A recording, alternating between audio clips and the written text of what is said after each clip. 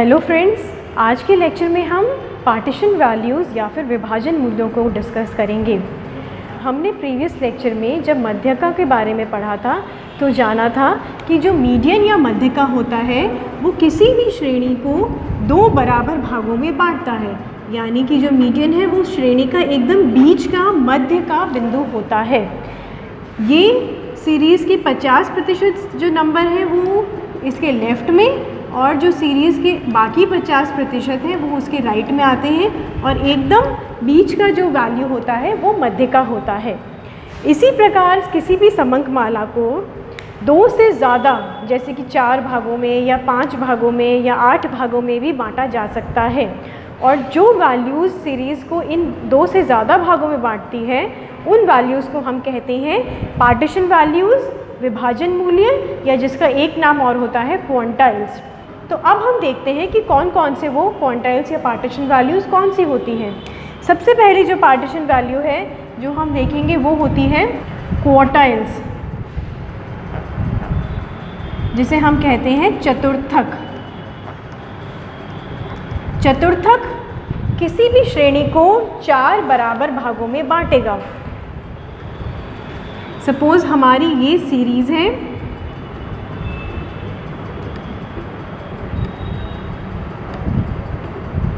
तो इस तरीके से इस श्रेणी को हमने क्या किया है, 4 टुकड़े कर दिए हैं, 1, 2, 3 और 4। ये 4 बराबर टुकड़े हैं, A, B, C और D। तो इन समंकमाला को 4 भागों में विभाजित करने वाला जो वैल्यू होती है उसे हम क्या कहते हैं, चतुर्थक या फिर क्वार्टाइल्स। ये कौन कौन सी होती है, ये होती है Q1, Q2 और Q3। ये 3 तरीके के होते हैं क्वार्टाइल्स, Q1, Q2, Q3।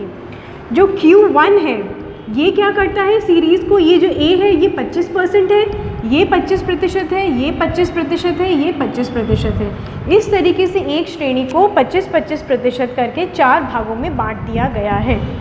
तो जो ये बीच वाला जो क्वार्टाइल होता है Q2 और मध्यका की वैल्यू बराबर होती है, क्योंकि Q2 भी क्या है, श्रेणी के एकदम बीच का वैल्यू है, और मध्यका भी हमारे क्या होती है, सीरीज़ के एकदम बीच की वैल्यू होती है।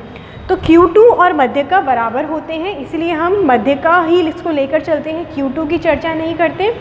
तो हमारे कुल क्वार्टाइल्स कितने होते हैं इस तरीके से, Q1 और Q3। हम केवल इन दो चतुर्थकों के बारे में पढ़ते हैं। Q2 मध्यका के बराबर ही होता है, इसीलिए हम इसको अलग से डिस्कस नहीं करते। तो जब श्रेणी को 4 बराबर भागों में बांटा गया है तो वो वैल्यू होती है चतुर्थक की वैल्यू। इसी तरीके से एक और आता है हमारा क्विंटाइल्स, जिसे हम कहते हैं पंचमक। पंचमक का पता है, पंचमक क्या करता है, श्रेणी को 5 बराबर भागों में बांटता है। तो ये हमारे कौन कौन से होते हैं, क्विंटाइल 1, क्विंटाइल 2, क्विंटाइल,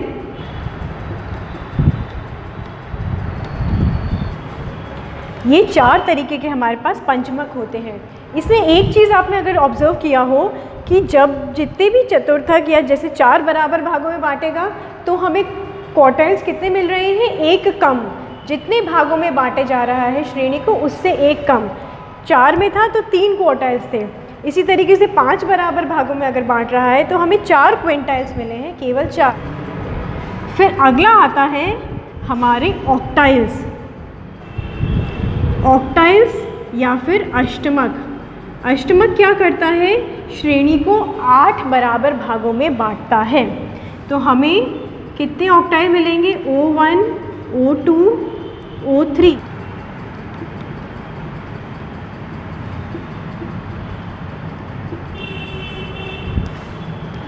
ऑक्टाइल्स को O से डिनोट किया जाता है, तो 8 बराबर भागों में बांटने पर हमें 7 ऑक्टाइल मिलते हैं।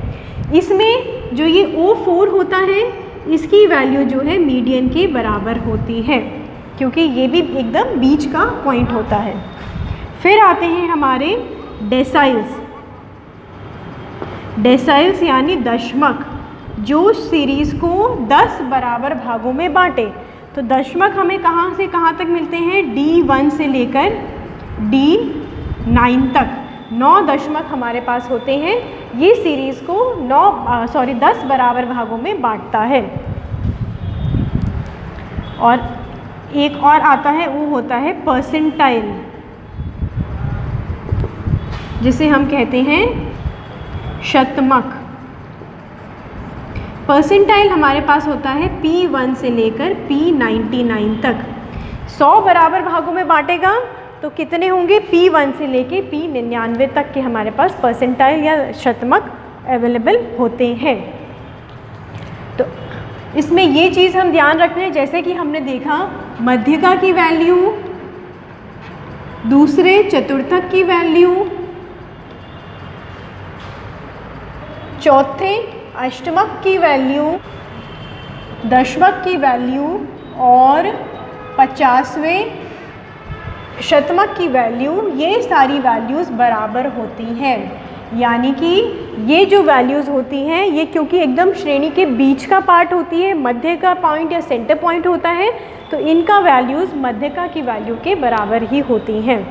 तो इन पार्टीशन वैल्यूज़ को निकालने के लिए भी मध्यका की तरह ही कुछ फॉर्मूला होता है। पार्टीशन वैल्यू का फॉर्मूला जो है वो भी इंडिविजुअल सीरीज़ में और डिस्क्रीट सीरीज़ में सेम होता है, जैसा कि मीडियन का होता है। कंटिन्यूस सीरीज़ में फॉर्मूला थोड़ा सा अलग होता है। तो सबसे पहले हम व्यक्तिगत और खंडित श्रेणी में पार्टीशन वैल्यूज़ का फॉर्मूला देख लेते हैं।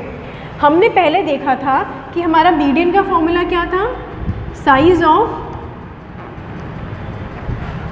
n+1 अपॉन 2th आइटम था। सेम इसी तरीके से विभाजन मूल्यों का भी फॉर्मूला होता है। यहाँ पर हम 2 से ही डिवाइड क्यों कर रहे थे?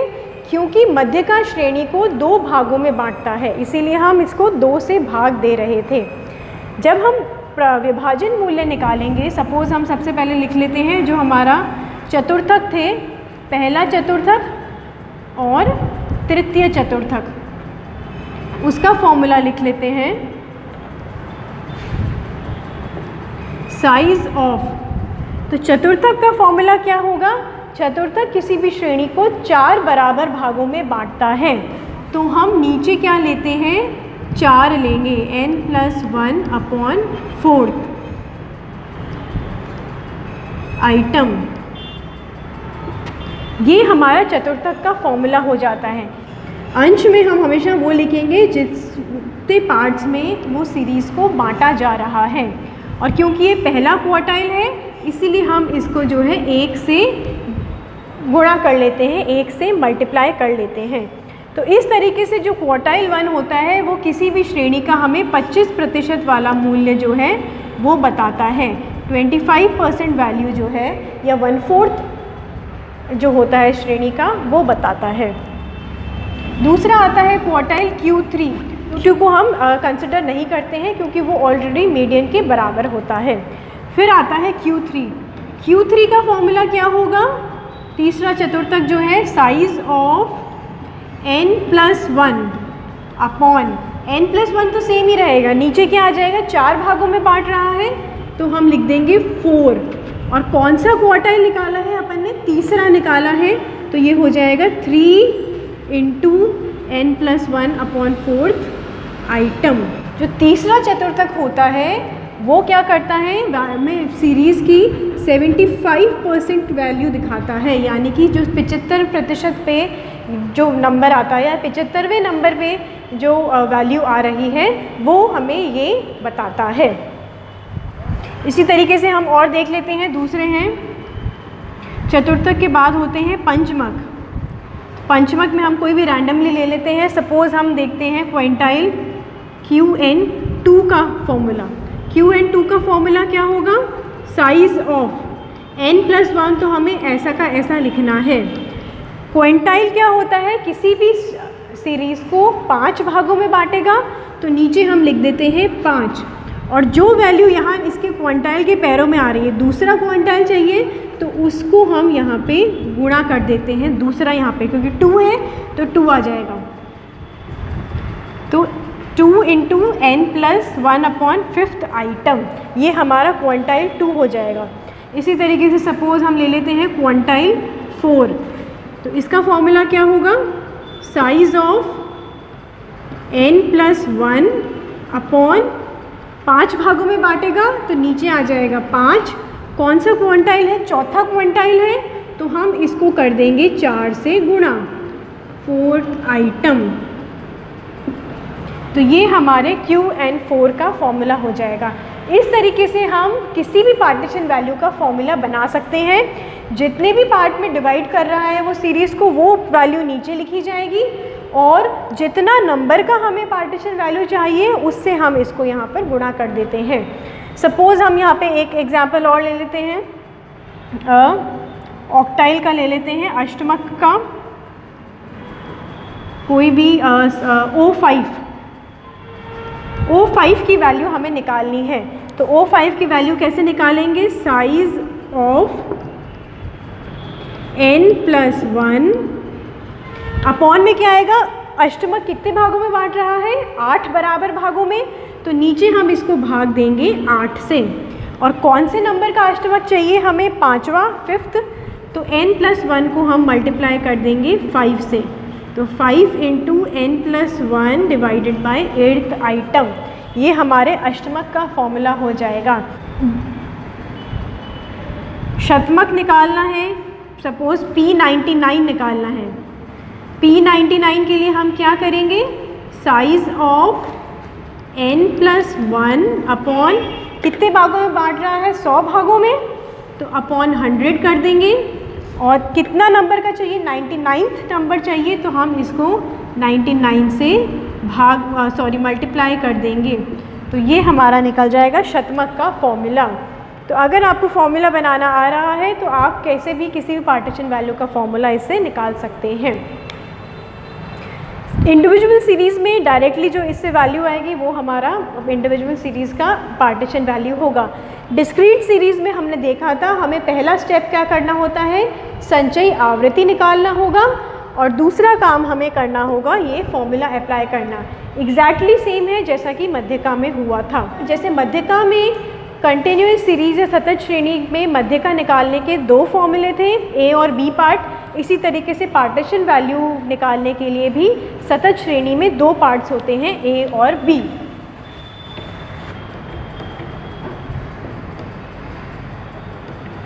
कंटिन्यूस सीरीज़ में सपोज़ हमें Q1 की वैल्यू निकालनी है या Q3 की वैल्यू निकालनी है, तो Q3 की वैल्यू निकालने के लिए क्या होगा, फॉर्मूले का ए पार्ट तो होगा जिसमें हम क्या करेंगे, हमें इसमें सबसे पहले जैसे हम ग्रुप निकालते हैं मीडियन ग्रुप, उसी तरीके से हमें पहले पार्टीशन वैल्यू का ग्रुप निकालना पड़ेगा।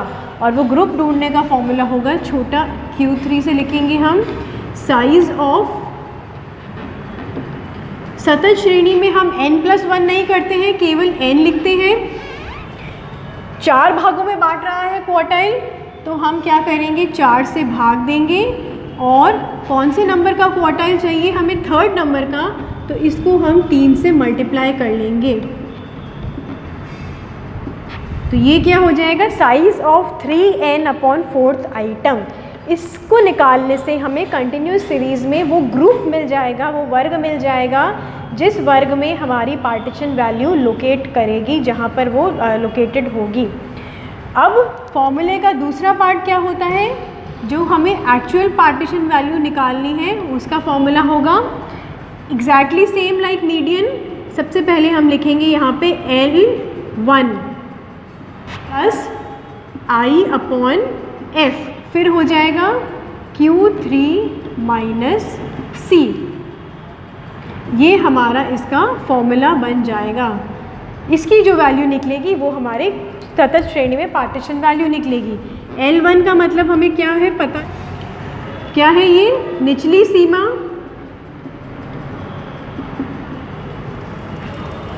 और 3rd quartile class.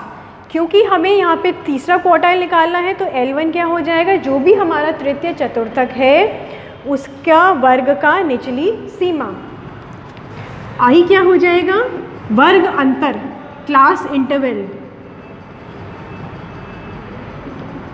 Of group.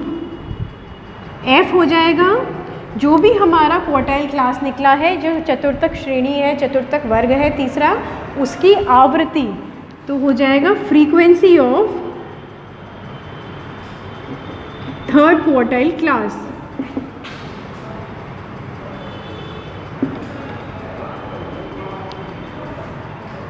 Q3 आता है हमारा थर्ड क्वार्टाइल का आइटम नंबर, या फिर जो भी तृतीय चतुर्थक है उसका आइटम साइज, उसकी पद संख्या, यानी इसकी वैल्यू, जो इसकी वैल्यू होगी वो Q3 होगी। और C हमारा होता है संचयी आवृत्ति या फिर cumulative frequency the previous class. जो भी हमारा वर्ग निकला है, क्लास हमने डिसाइड करी है, उससे जस्ट पहले वाले वर्ग की संचयी आवृत्ति C। तो ये सारी वैल्यूज़ अगर हम इंसर्ट करेंगे तो हमें Q3 की वैल्यू मिल जाएगी। इसी तरीके से बाकी के जितने भी पार्टीशन वैल्यूज़ हैं उनके लिए भी हम सतत श्रेणी में ये दो पार्ट यूज़ करते हैं फॉर्मूले के। ये जो क्वेश्चन है ये पार्टीशन वैल्यू के हिसाब से चेंज हो जाएगा, जो कि अभी हमने डिस्कस किया कि फॉर्मूलेज़ कैसे हमने बनाने हैं। पार्टीशन वैल्यूज़ के ये फॉर्मूलेज़ हमने यहाँ पे डिस्कस किए हैं। पार्टीशन वैल्यूज़ का ज़्यादा यूज़ जब हम आगे डिस्पर्जन या फिर स्क्यूनेस पढ़ते हैं तो उसमें इनका उपयोग अधिक किया जाता है। That's all for today's class. Thank you.